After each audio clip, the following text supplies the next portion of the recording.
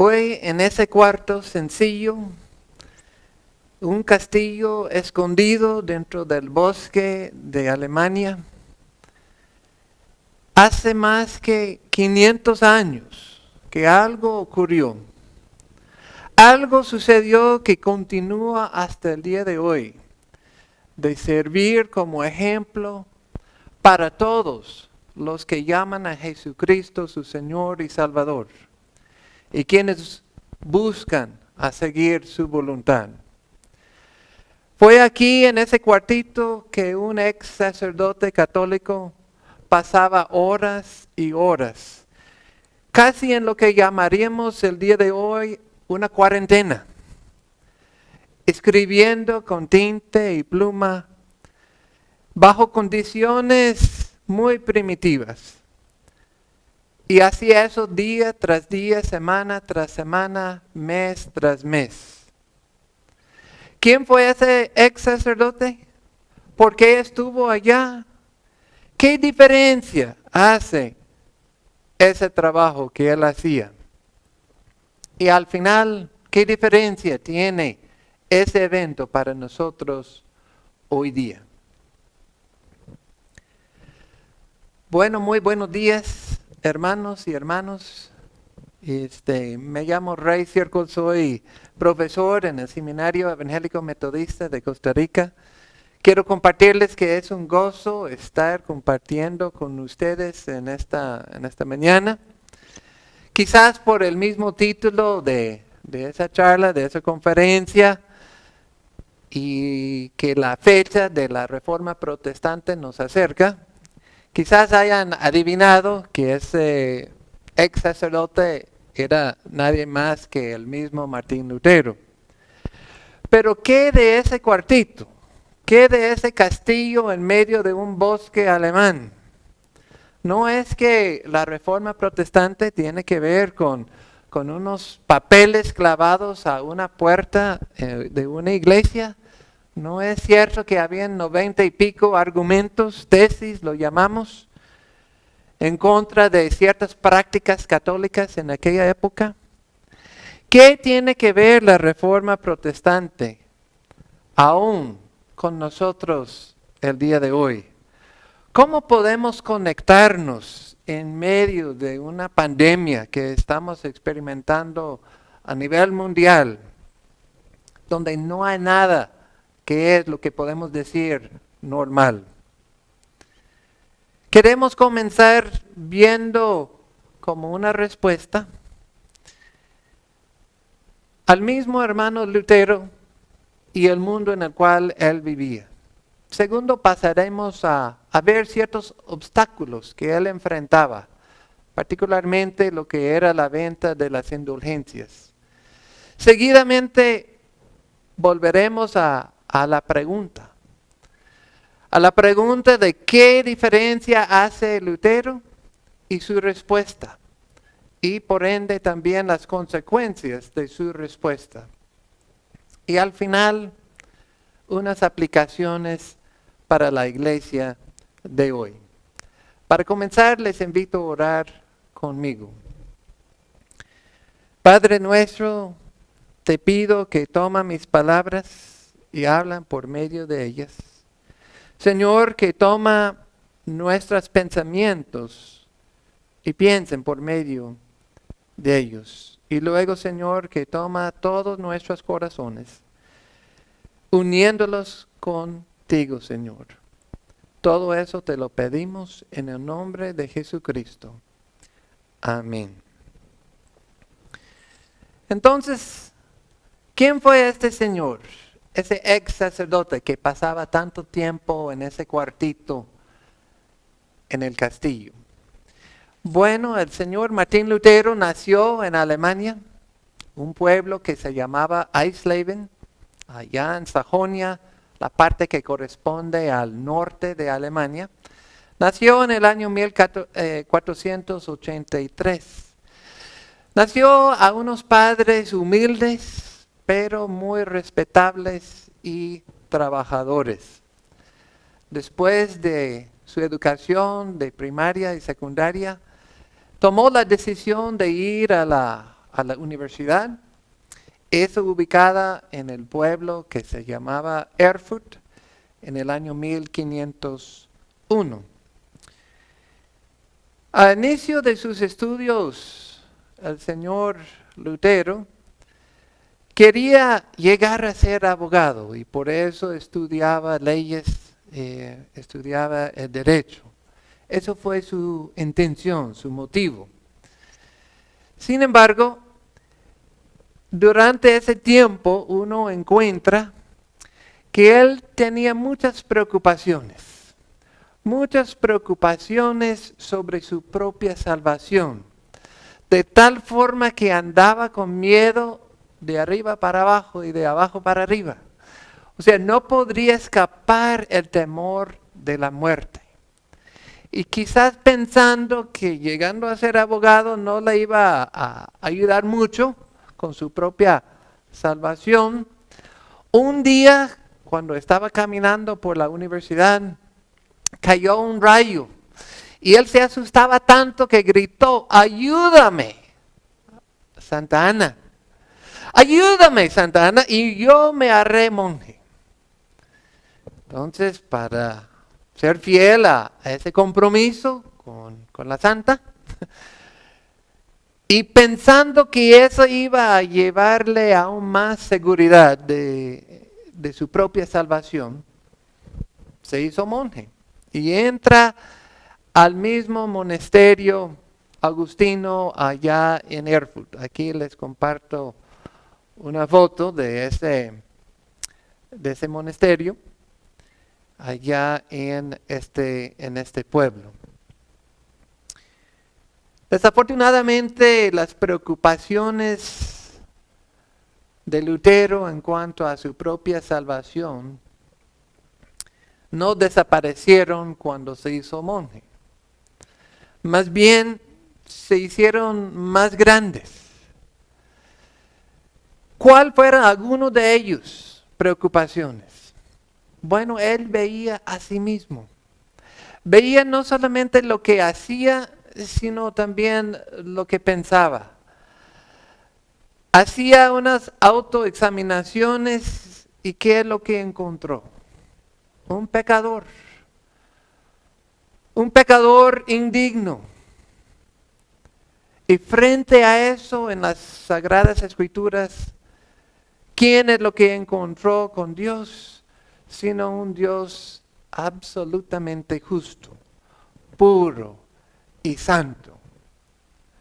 Entonces la gran inquietud del señor Lutero fue ¿cómo es posible satisfacer a ese Dios de la ira y del fuego consumidor? Entonces, viendo la gran diferencia entre su propia vida, su propia alma, la condición de su ser,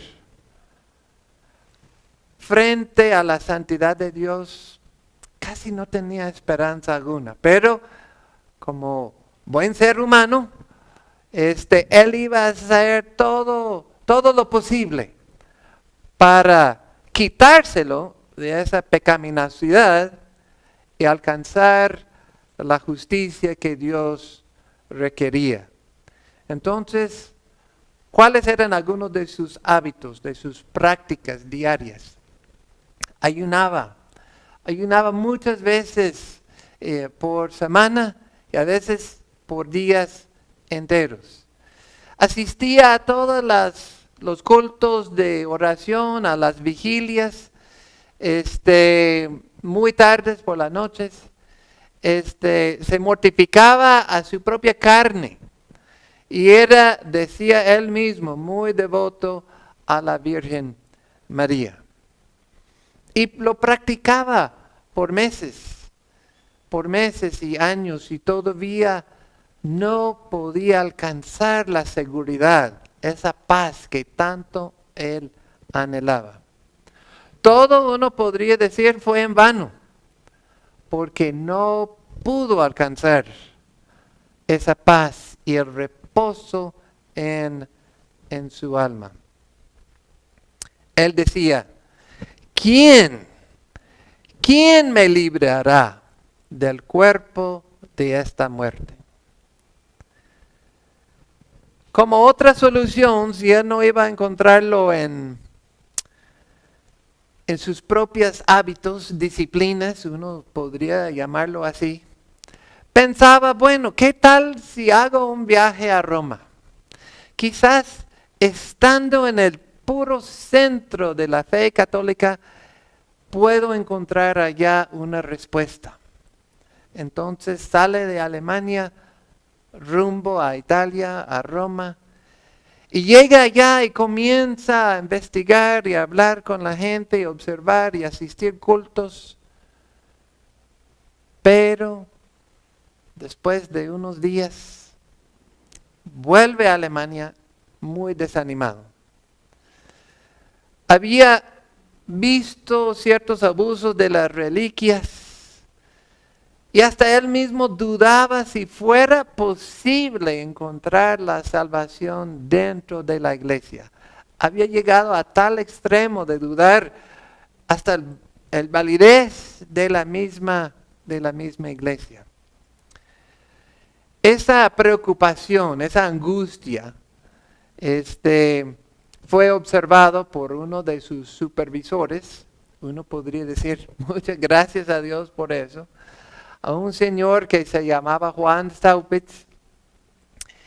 Y Staupitz llegó a ser como el padre espiritual de Martín Lutero. Y tuvo varias influencias muy importantes en su vida. Nombramos solo algunas pocas. Trataba de cambiar la mirada de Lutero, de cambiar su enfoque en vez de concentrarse tanto en sus propios pecados, de quitar la vista de él y poner la vista en la obra, en los méritos de Jesucristo. Él andaba tratando de cumplir, de alcanzar esa santidad, pero siempre no podría escapar su propia autoimagen. Entonces, Staupitz no le negaba su pecaminosidad, sino quería cambiar el enfoque y decir, es cierto, es pecador, pero mira a la obra de Jesucristo. También quería cambiar el enfoque de Lutero, no tanto en la ley, sino a la cruz. A la cruz, que es la señal de amor de Dios más grande que cualquier otra señal. Esa cruz donde pagó el precio Jesucristo por cada uno de nosotros. Entonces no era asunto de seguir simplemente ciertas leyes, sino de entender la profundidad del amor de Dios para con el mundo. Y también Staupitz logró ayudar a Lutero no enfocarse tanto en las obras, en las disciplinas como tal, que eran buenas, pero de tener y desarrollar una fe que estaba por encima de cualquier otra obra. En ese sentido,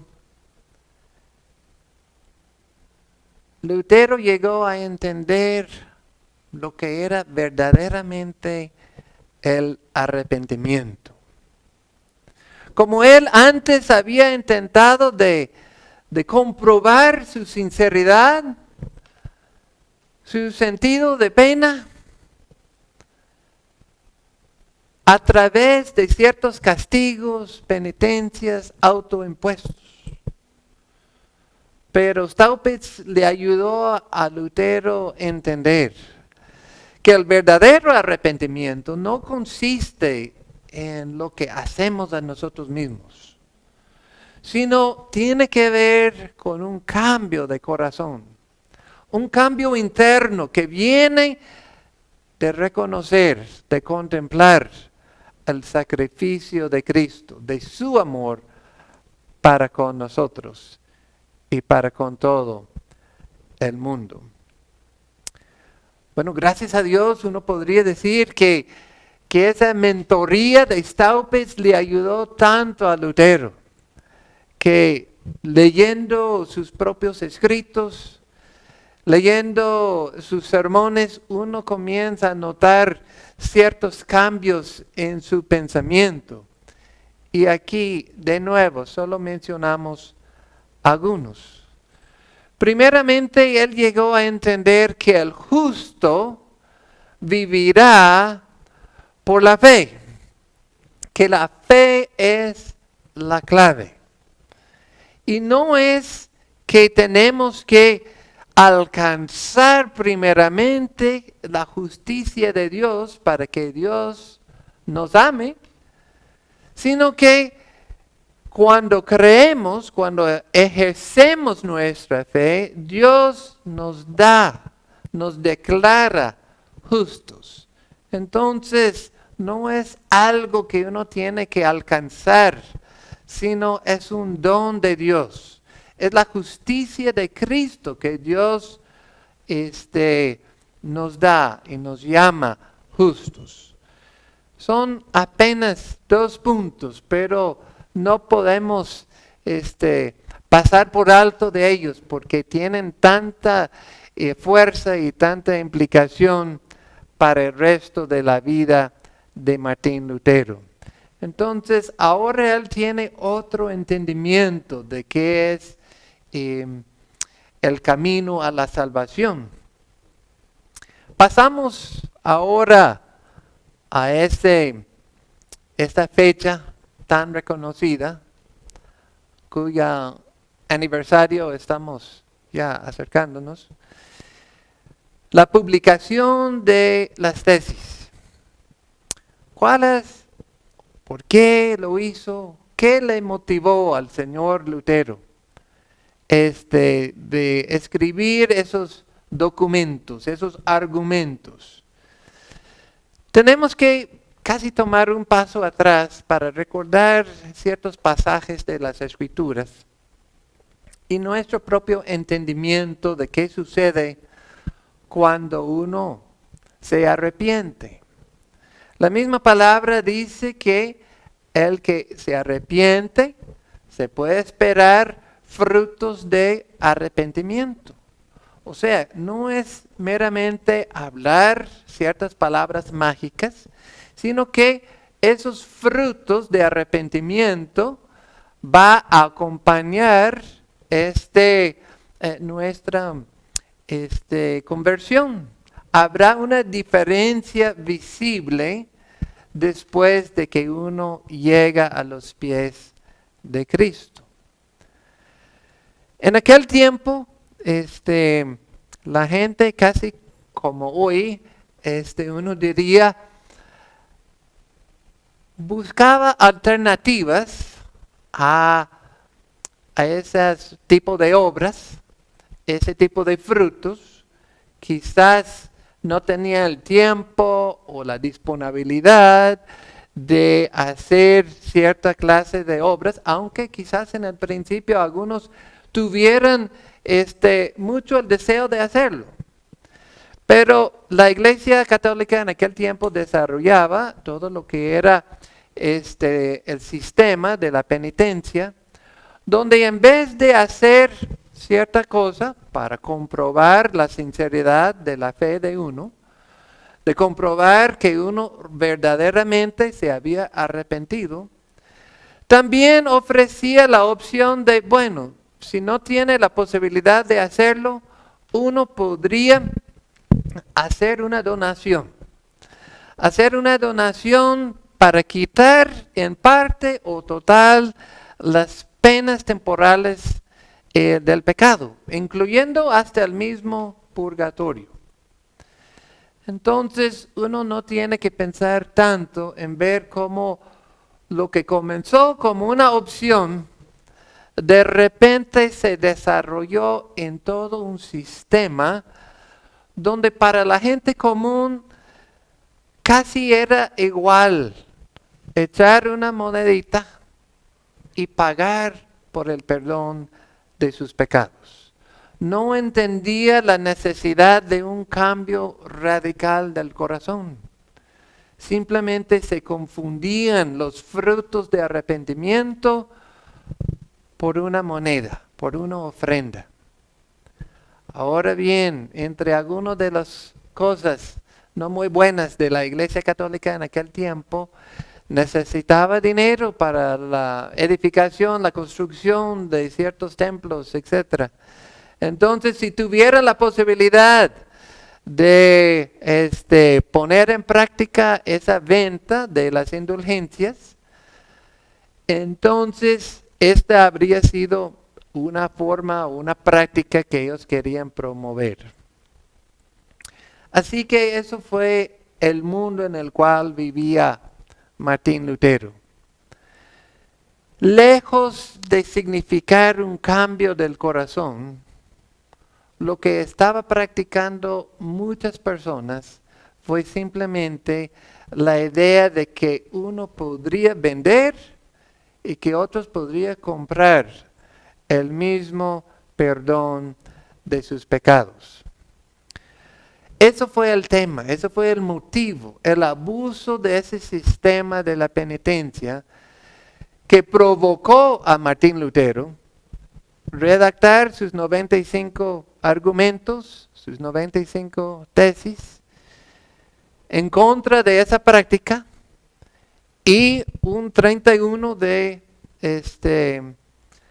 octubre fue a la iglesia y las clavó allá en la puerta de la iglesia. Fueron escritos en latín para promover una conversación entre los otros profesores en la universidad. Aquí hay una imagen de esa iglesia allá en Wittenberg y una de las puertas de la misma iglesia. Les comparto solo su introducción a esos argumentos y dos ejemplos. El señor Lutero comienza su documento diciendo: por amor a la verdad y en el afán de sacarla a la luz, se discutirán en Wittenberg las siguientes proposiciones bajo la presidencia del reverendo Martín Lutero, maestro en artes y en sagradas escrituras y profesor ordinario de esa última disciplina en esa localidad. Por tal razón ruega que los que no pueden estar presentes y debatir oralmente con nosotros, lo hagan aunque ausentes por escrito, en el nombre de nuestro Señor Jesucristo. No fue un gran acto de rebelión, ni requería tanta valentía para ir y hacer ese anuncio en la puerta de la iglesia. Fue más bien una invitación. Profesores, otros interesados, vengan, vamos a tener una conversación. Quizás si hubiera tenido cafecito tico en aquel tiempo, lo habrían tomado mientras discutían ese debate. Comparto dos para que vean y escuchen la profundidad a la cual él quería llegar. Decía: es mera doctrina humana los que predican aquellos que aseveran que tan pronto suena la moneda que se echa en la caja, el alma sale volando del purgatorio. Y dice también otro de los 95, cualquier cristiano verdaderamente arrepentido tiene derecho a la remisión plenaria de pena y de culpa, aún sin carta de indulgencias. Entonces el señor Lutero sí tenía grandes problemas con esa práctica. Y publicó sus argumentos, hizo la invitación Pero ¿cuál fue el problema? El problema fue que rápidamente hubo una filtración de esa invitación. Lo traducía al alemán y al fin y al cabo llegó todos sus argumentos al Papa. Y ellos lo citaban para un debate en otro pueblo que se llamaba Leipzig, también en Alemania, para explicar un poquito frente a los líderes de la iglesia, pero también para defender, si él podría, defender sus argumentos y sus escritos. No le fue muy bien para el señor Lutero en este debate. O sea, él apelaba a la autoridad de la Biblia. Que la Biblia en sí nos dice en Efesios capítulo 2, Pablo escribiendo a la iglesia allá de Éfeso, que también quizás tenía su mente, su enfoque en las obras. Y Pablo les recuerda que somos salvos por medio de la fe. Somos salvos por gracia, por medio de la fe, y esto no de vosotros, pues es don de Dios. Se basaba Lutero en ese argumento del mismo apóstol Pablo, más los que estaban representando la autoridad de la iglesia, un señor Juan Eck, apelaba a la autoridad del Papa. Decía, mira, si el Papa dice eso, hay que conformarse a sus instrucciones. Entonces no llegaron a una conclusión completa, pero 2 años después, en el mientras tanto, Lutero iba escribiendo más y más en contra de la práctica, hasta el punto cuando 2 años después, en el año 1521, fue llamado nuevamente a otro concilio, esta vez en un pueblo que se llamaba Worms, y Lutero llega con sus escritos, dice que no voy a retractar nada de lo que yo he escrito. Eso es lo que él decía.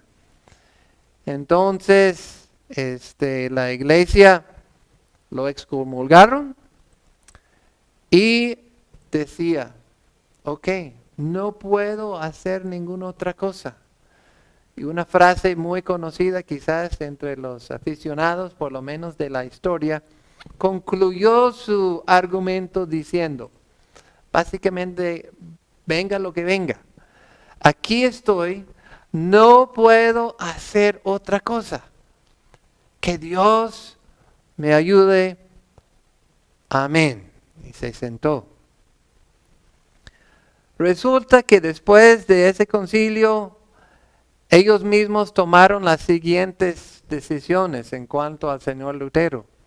Quedó permanentemente excomulgado de la iglesia.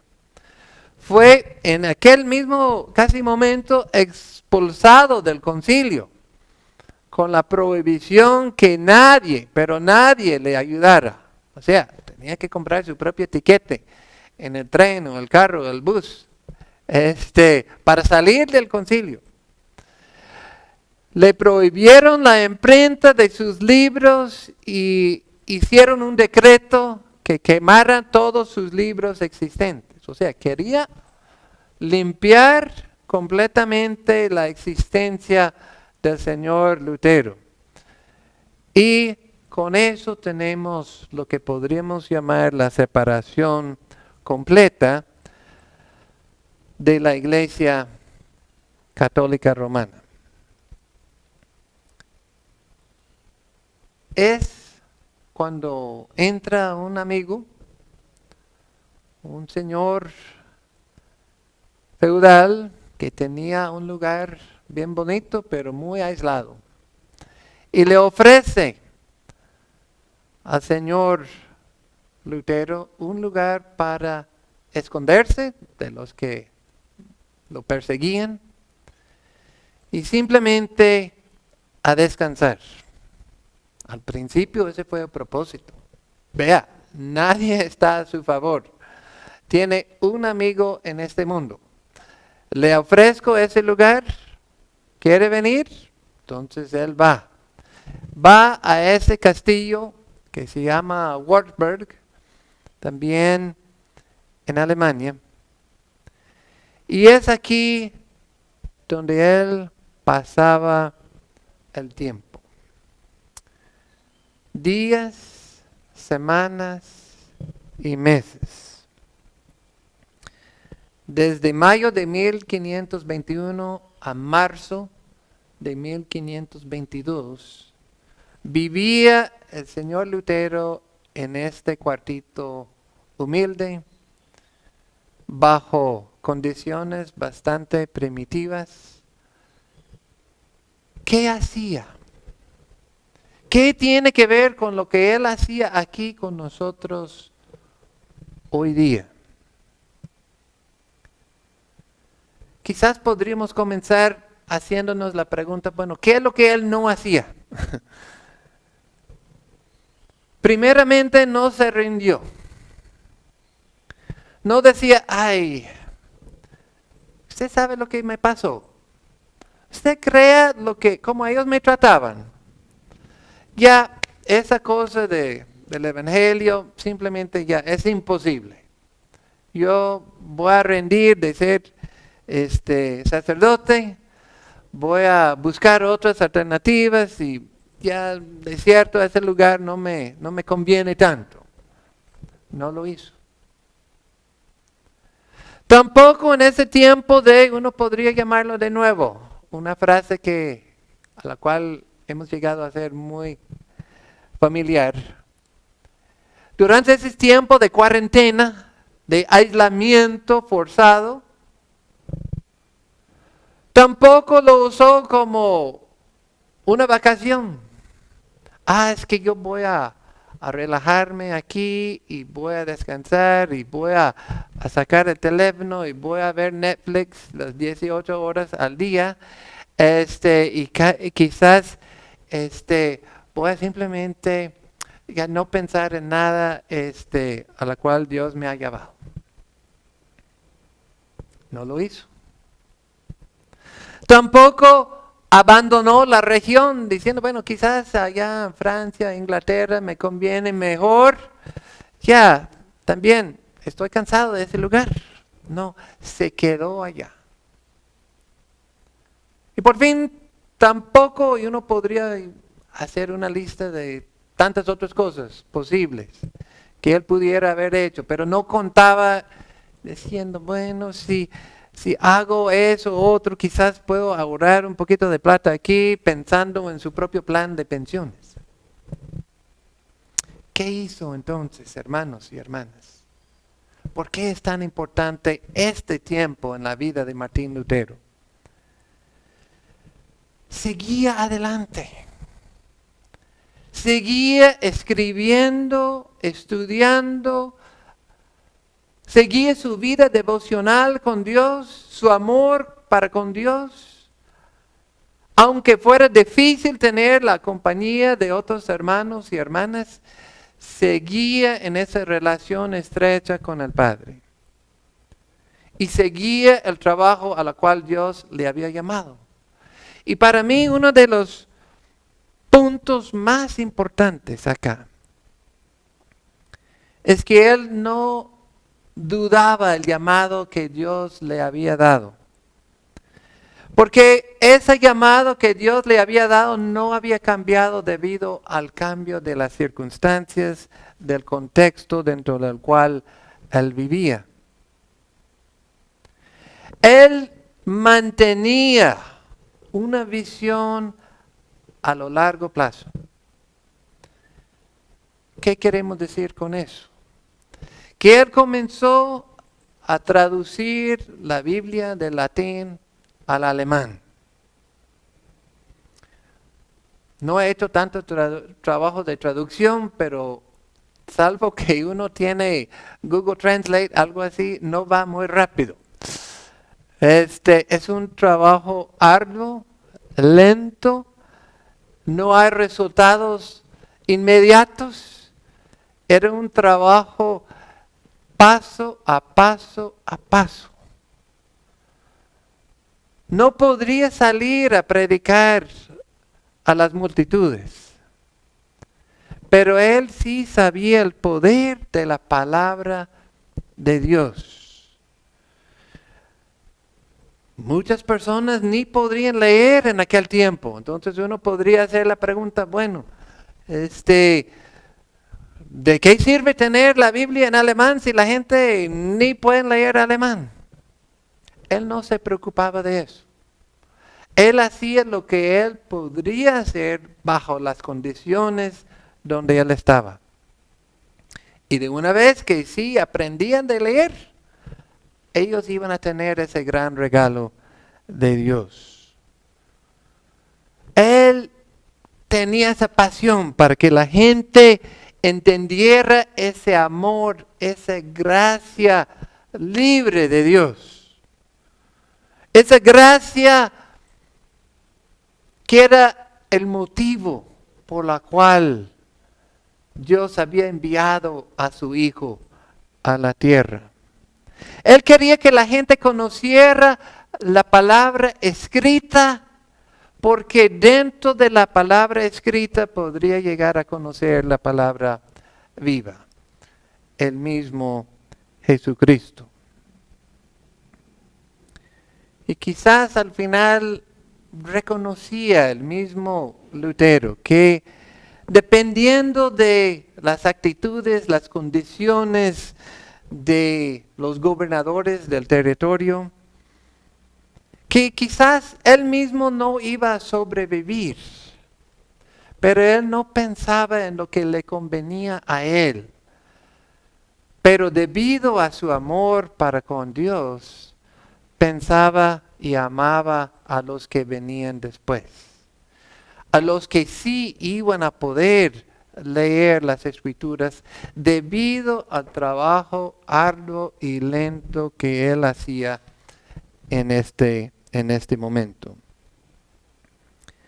Al fin y al cabo, después de 10 meses de aislamiento, sí pudo volver y regresar, y junto con otros hermanos reformadores llevó a cabo lo que conocemos el día de hoy como la Reforma Protestante.